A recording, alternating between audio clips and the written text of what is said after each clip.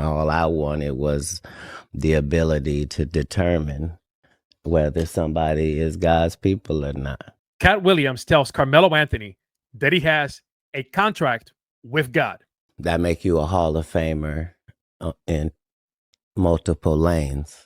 You know, it makes a difference. Like, that's a fact. When you say you're a basketball fan, like what drew you to the game? Like, what was your initial, you know what I mean? Like, all right, like I'm locking in on this. Like, this is my sport. This is my favorite sport. All of my sports, I just require it to present me with an opportunity where I can do better than you might imagine, right? So basketball is a game that was designed to teach the gospel of Jesus Christ, that you could have 5 people together. If they were all on one accord, they could move like one machine and do this goal, right? And that's how it was designed. This is a bold take. I'm sure that there are going to be a lot of people that don't like him tying basketball together with Christianity, but that is indeed how it started. Here's how one article puts it. Basketball was originally created by James Naismith as a tool to share the gospel and promote discipleship. Naismith, a YMCA worker, believed the game could be used to reach young people for Christ, particularly through missionaries who could take it around the world. He intentionally designed it to be a poor man's sport so that it could be easily adopted and used for this purpose. People often forget that the YMCA stands for Young Men Christians Association, just another positive impact that Christianity has had on the Western world. When Katt talks about being in one accord, I think he has in mind the passages in the book of Acts that talk about the early church being one in spirit. This also brings to mind the passage in John 17:21, where Jesus says that they may all be one, just as you, Father, are in me and I in you, that they may also be in us, so that the world may believe that you have sent me. I think this serves as a reminder for us Christians that when we are united, we reflect who God is. We should strive for unity. When the church is united, we can accomplish a lot more. And the goal, going back to the Great Commission in Matthew 28, the goal is to make disciples of all nations. I've been arrested 35 times, you know what I mean? I'm out here talking to you, you know what I mean? I got 19 assault and batteries, you know what I'm saying? This is a Daniel in the lion's den type story he's been able to take me through. And I've just had to be faithful, you know? I make sure that I'm as impeccable as I can be. And when you make mistakes, be accountable, you know? Right. I don't know if that makes sense. Speaking about makes perfect sense. Yeah, I'm sitting here like going to church. I'm that's a fact. God is Stay important. mellow, man. Yeah, Stay mellow. Come on. I don't know about all that. Daniel isn't in the lion's den for doing anything wrong, unless he is saying that all the times he's been arrested were never his fault. I don't think that that's a fair comparison to make. Now, this is something that all people like to do. You always hear people trying to compare themselves to Job. The story of Job was a unique situation. There is no one else like Job. The truth is that we are more like the wicked characters in the Bible than we are like the ones who obeyed the Lord. I appreciate where Katt is coming from here. And I think it's very important that we are faithful. But faithful to what? Or better yet, faithful to who? It is impossible for us to be impeccable. We will always fall short of this. That's why we as Christians look to the one who is impeccable, the one who willingly gave his life for us. It is exhausting to try to live this way on your own. You need help, and he graciously offers it to you in the person of Jesus Christ. I think it's great that Katt is outspoken about his faith and that he is willing to tell others about God. While I disagree with some of his views, hopefully for the guys in the podcast, this sparks a desire for them to go to church.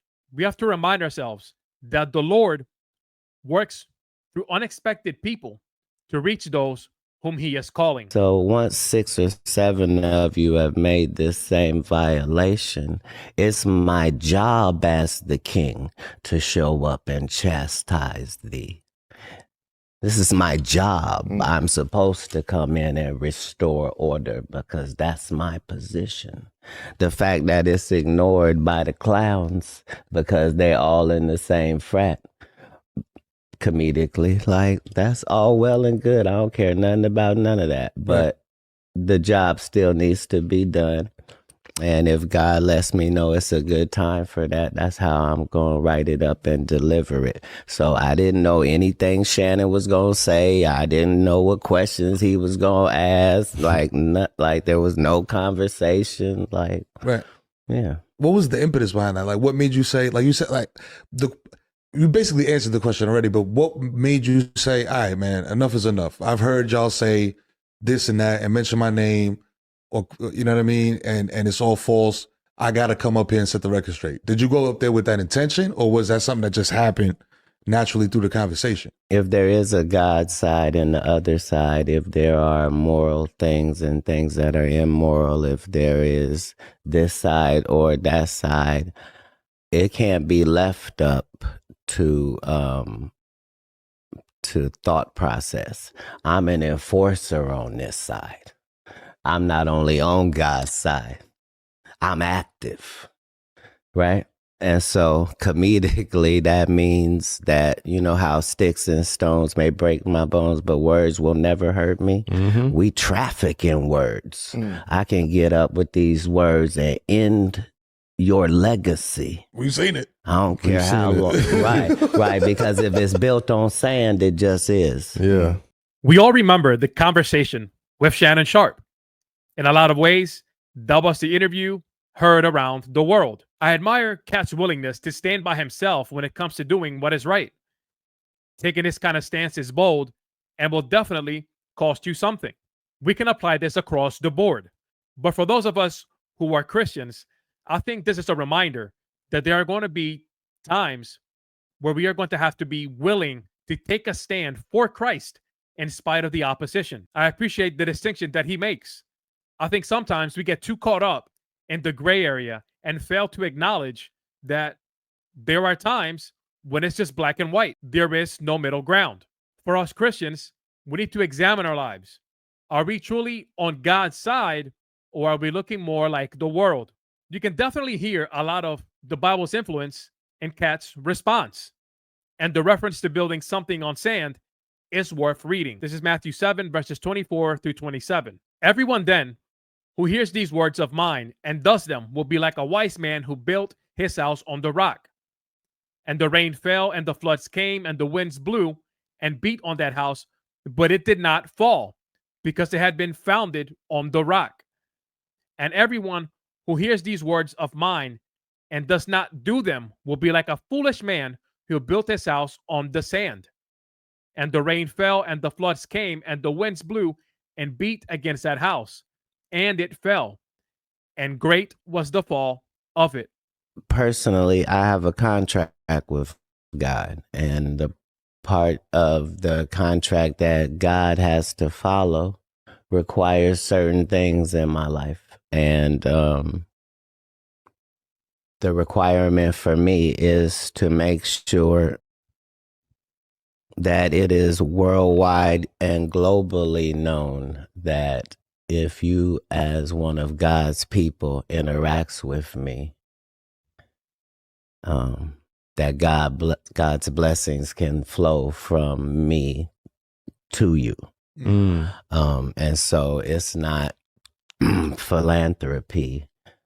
It's a necessity. If you show me $100, I don't see 100. I only see 90. 10 of that gotta go. You see what I'm saying? To his people, however that can happen quickest and in real life. And all I wanted was the ability to determine whether somebody is God's people or not. This is where it gets a little weird. You have a contract with God? Earlier in the conversation, he refers to God as the source. So we definitely hear some of these eclectic beliefs. You can hear some of this New Age influence. When he talks about blessings flowing through him, to be honest, that sounds like some cult leader type of stuff. Knowing who is and who isn't God's people is something that can be known by their fruit. This is something that Jesus more or less tells us is available to everyone who follows him, to everyone who puts their trust in him, who lives according to his standard. We have to be careful here because this comes across as some sort of esoteric or secret knowledge, and that's dangerous. Matthew 17, verses 16 through 20. This is what Jesus says. You will recognize them by their fruits. Are grapes gathered from thorn bushes or figs from thistles? So, every healthy tree bears good fruit, but the deceased tree bears bad fruit. The deceased tree in this scenario, in this parable that Jesus is utilizing to convey a deeper story, the deceased he's referring to, in my opinion, is sin. So the one who is the deceased tree is the person who is living in their sin. A healthy tree cannot bear bad fruit, nor can a diseased tree bear good fruit. Every tree that does not bear good fruit is cut down and thrown into the fire. Thus, you will recognize them by their fruits. Personally, I like Katt Williams. I think he has a good heart, and some of the things he says in his interview are very good. But those things alone won't get you into heaven. Only Jesus can do that.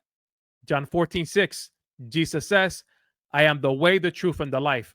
No one comes to the Father except through me. Let me know what you think in the comments. Thanks for tuning in. I'll catch you next time.